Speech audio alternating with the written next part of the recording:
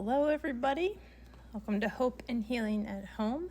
Today I thought we would play with masking tape a little bit. I've watched a couple art videos in the last couple months that were super fun, and I will put links in the newsletter to those specific artists that inspired today's activities.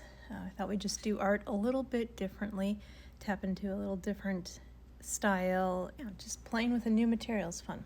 And thinking about looking at things a little bit differently gets us to thinking of perspective and how others see things, and sometimes what we see is not the main thing to take away, and sometimes we need to take things away in order to see what's actually revealed.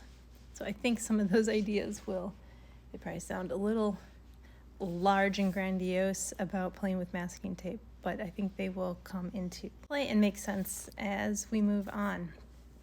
So if you have some painter's tape or frog's tape, that's the green stuff, or regular masking tape, those will be good to have on hand today. You don't want anything too sticky. And I don't know if any of you have ever watched someone make prints or have played with printmaking yourself. It forces you to think about your image a little bit differently, and I wish I did some carving in linoleum and made a couple fun stamps a while back, and that involves carving out what you don't want to be left behind. So I made a little example earlier today, and it's masking tape on cardboard. I just cut it out with some scissors, and then I put some thinned out paint on it and created my own stamp. So when you're adding the masking tape to the cardboard like this, I used 4 layers, I think, on that one. So just tear up some masking tape here, and I layered it on itself. And you want to have it a couple layers thick so that it will stand above the cardboard. All right, we've got the cardboard, got our masking tape. And this is very similar to drawing. You create the image, the line that you are wanting to leave behind.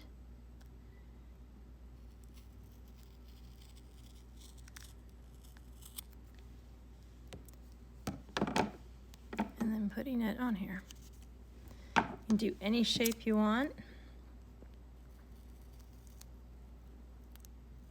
You could get, you wouldn't have to do this with masking tape necessarily. If you did anything that was 3D, like the 3M foam strips or pads would work too. You could cut shapes out. Anything that you could draw on here. If you didn't want to freehand it with the scissors, you could take pencil or even pen and draw your shape on here.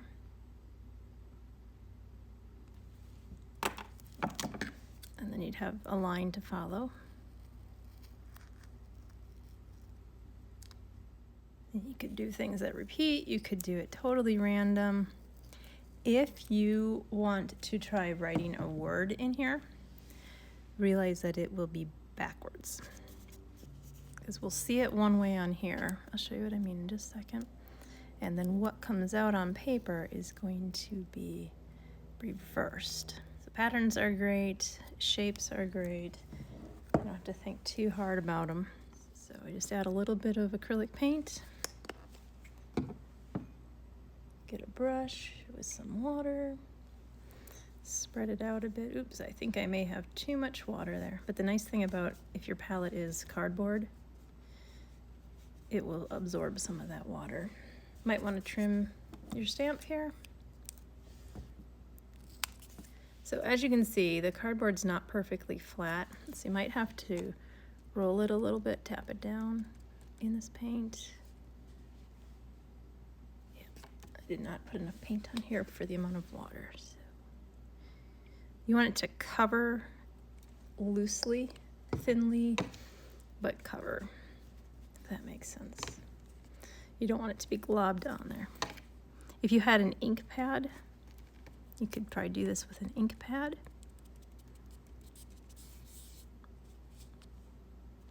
So this little watery stuff that's happening in the middle between the tape, that's what we don't want.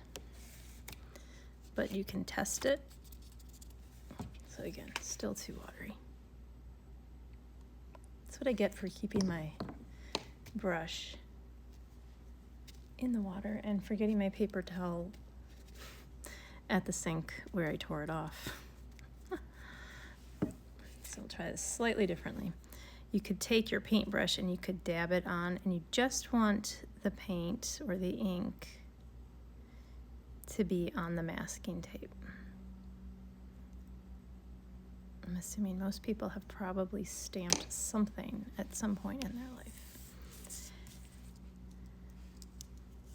And then you're going to gently press it onto your paper. So see what I mean about it being the reverse image? Creating your own little stamp. All you need is masking tape and cardboard. Another way of doing that same idea, and I did not do a sample, but I think I could do it right now for you, is to think of the lino cuts, grab an X-acto knife, and you could cut away what you don't want right in. Be careful with your X-acto blade if you're going to do it this way. Now the fallacy in doing it this way on cardboard is cardboard has these extra, corrugated is the word I'm looking for. So somehow you kind of want to get that out of there, or flatten it somehow at least. But you're going to cut away the shape that you don't want to leave a mark with.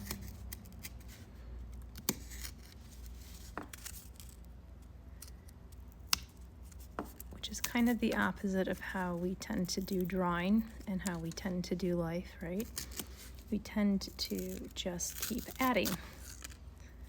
We create what we want instead of removing what we don't want. And both things can get us to the same end result.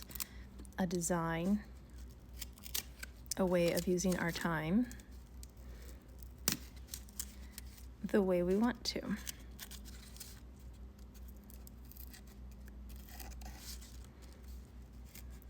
So one thing, if you do any of this art with the X-acto knife, you do definitely want to be careful. It is a sharp blade and it can slip pretty easy.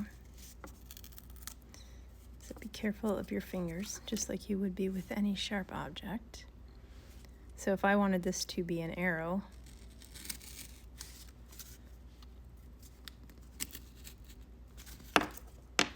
I could even just cut this last bit off so that I would always know right where that arrow is pointed.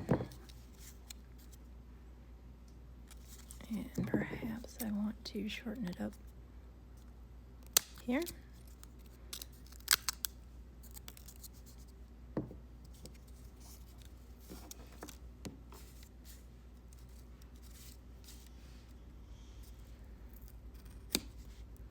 And you might be wondering, like, well, what's the point?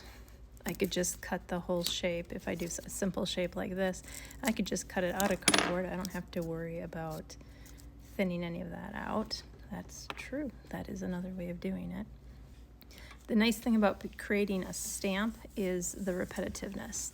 Once you spend the time creating what you're wanting, once you get it right, you don't have to figure it out again. You can just keep repeating the pattern and it becomes like a no-brainer. Suddenly these patterns just keep filling up the page.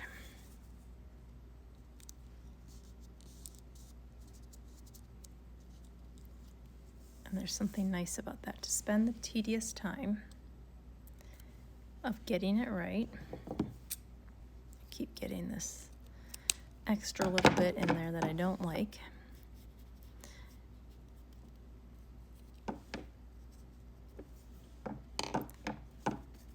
You don't have to refigure it every single time. You can just keep making it. And the fun thing with prints like this also is they're very similar. They're fairly predictable, but there's also an unpredictableness to it, depending on your pressure and your ink. And I really like this bit here. Like, it's not a solid line. It leaves these extra little marks that you can't always predict what's going to happen. I will post a picture of a stamp that I made as part of an art class that has multiple colors to it, and that was so tedious. I'll just tell you that up front, because you had to draw the image exactly like 3 different times, because we wanted to have 3 different colors, and you had to cut each one differently depending on where you wanted the different color to go. So that's one way of creating a stamp, was just masking tape and cardboard and some paint. I watched one guy creating amazing prints with masking tape, and he took his masking tape and he cut out all these intricate details so that he could have a whole image. So you can cover your sheet with masking tape. I cut the first shapes out here, and then I drew with pencil the image that I wanted to be on there, and I'm going to cut away the parts that I don't want to be. Whatever color this stamp is going to leave, this masking tape is going to leave, whatever I don't want to be that color, I'm going to cut away. Hopefully that makes sense. So I'm just doing this so that it has one color that'll print. If I wanted to have these eyes be a second color, well, I guess technically it would be 3 colors then, wouldn't it? Because you'd have whatever the background page color is, and then you'd have whatever color you stamp with this image. And then if I wanted the eyes to be another color, that would be a 3rd color. I would have to mark somehow exactly and just trace where I want the eyes to go. But I'm keeping this very simple for this one, and I can always add details with pen or paint later after I get the first stamp in there. And I need to hold it closer to my eyes right now, because getting those pupils cut all the way around with the X-acto knife is a little bit tricky when I hold it out away from myself. So hold on just a second while I get that piece done. And I'm using because I can't get my fingernail in there, I'm using the tip of the X-acto knife to start pulling some of that away. So how is this kind of art therapeutic, you might ask? Well, there is something about going slow and being a little tedious. This will definitely bring to frustration. Well, if you're anything like me, I will almost guarantee that doing a project like this is going to tap into your frustration mode, because it doesn't happen quickly. You have to be a little methodical. You have to slow yourself down and just get into that zone. And once you do, that's where part of the therapeutic piece comes in, of just being able to focus in on the one task at hand, which is cutting this little tiny bit of masking tape off. So you'll notice that I am holding this up so that I can see it with my hands. I do not recommend doing it this way, because this X-acto knife could potentially go through my cardboard and you could stab yourself. So if you're going to be cutting out, I recommend putting it on a surface that would protect whatever surface you're on, making sure you're keeping your fingers away. All right, so as I'm thinking of creating an outline around the eyeball, you have to cut everything double thick. So what I mean by when I want to create a line, a singular line, I'm going to have to cut on both sides of it and leave the line down. Otherwise, it'll I'll just cut everything away and there will be nothing left to leave a mark. And you want to make sure that you are cutting steadily through all your layers of masking tape, and you might have to go around your cut a couple times to make sure you get through all of them. And earlier when I was using the cardboard, it was like, well, you could just cut the cardboard the shape you want and use it as a stamp. That's absolutely true for the simple ones. If you're wanting to get a little bit more detailed, then you do need to use the X-acto knife and slowly carve things out here. And that is going to get you a very different image than just drawing with pencil or painting, because you just have to think about it very differently. Like if I wanted to leave this circle, well, I'd just leave a mark. But with this, I need to cut something away in order to leave a raised surface. And there needs to be space between things, otherwise the paint will just see it as a continued surface. Hopefully that is all making sense. There's a whole movement of slow art, and I feel like this would fall into it because you have to slow down, be present, stay focused on what you're doing. It's a different kind of zone out, I feel like, because I do feel like I sort of zone out when I'm doing something like this, but it's not zone out where I'm off in la la land. It's just that I am so focused in on the task at hand of really being fully in the moment, and that brings its own sort of relaxation. Amy keeps seeing her posts about her slow art, her mindfulness, and I will put her link in the newsletter as well.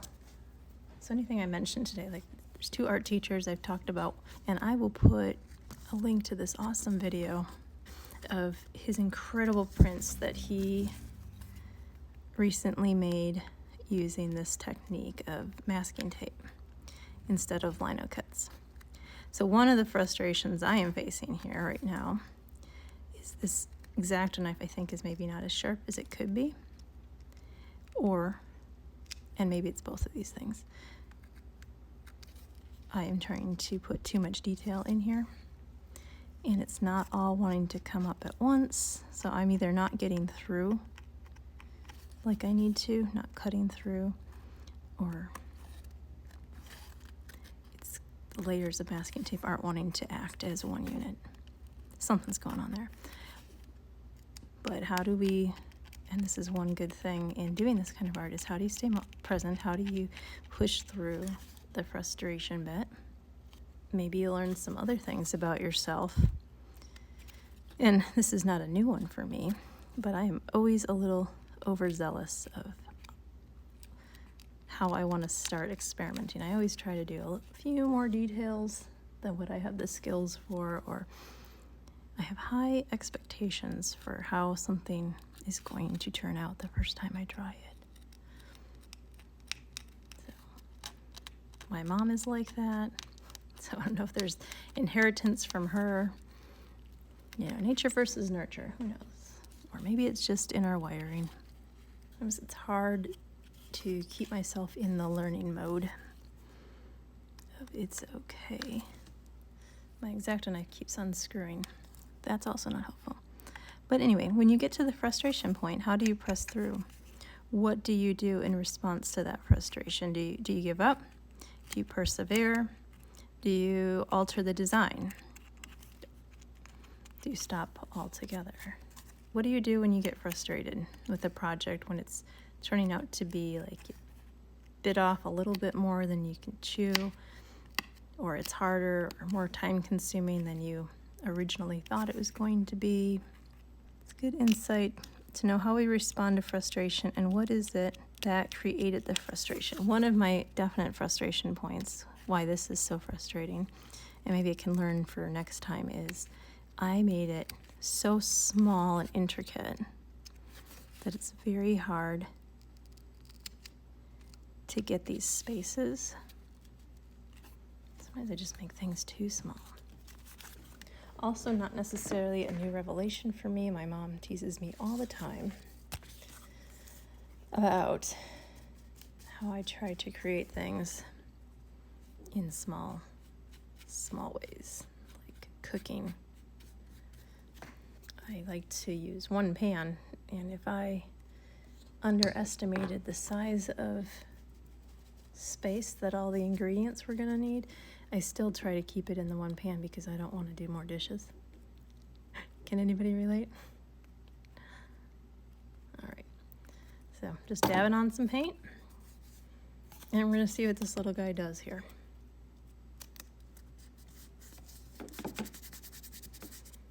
You don't want to push too hard because you'll bend the cardboard. It looks like part of it may have bent. Now there's a lot of other surfaces that you could do this technique on that might work better. So I see right now like the nose is not printing. So as I cut, I must have pressed that down somehow, press the cardboard down. And so if I was using a more firm surface that didn't give like cardboard does, like cardboard's bendable, then I wouldn't have that issue. I'm just using the paintbrush. You could use a stamp pad for this. Another way of doing printmaking is you keep the print up, the stamp up, and you bring the paper down onto it and use a briar, which is a roller, which I have across the room, and I'll just leave it there for right now, or a wooden spoon, and you create that kind of a look. So, a simple homemade way, I'm going to have to work on this one a little bit more, of creating a stamp. I might end up trying to figure out how to add something, a shim under this piece of masking tape, or adding another little piece of masking tape to that nose because it's not printing the way I want to. I may try to just do this a little bit bigger. Would be one thing. All right, so we've got that little idea. And remember, if you're cutting things away, you can always cut more away. It's hard to add things back to. So do yourself a favor as you're figuring that one out. Maybe go with simple patterns or do it a little bit larger so you've got space.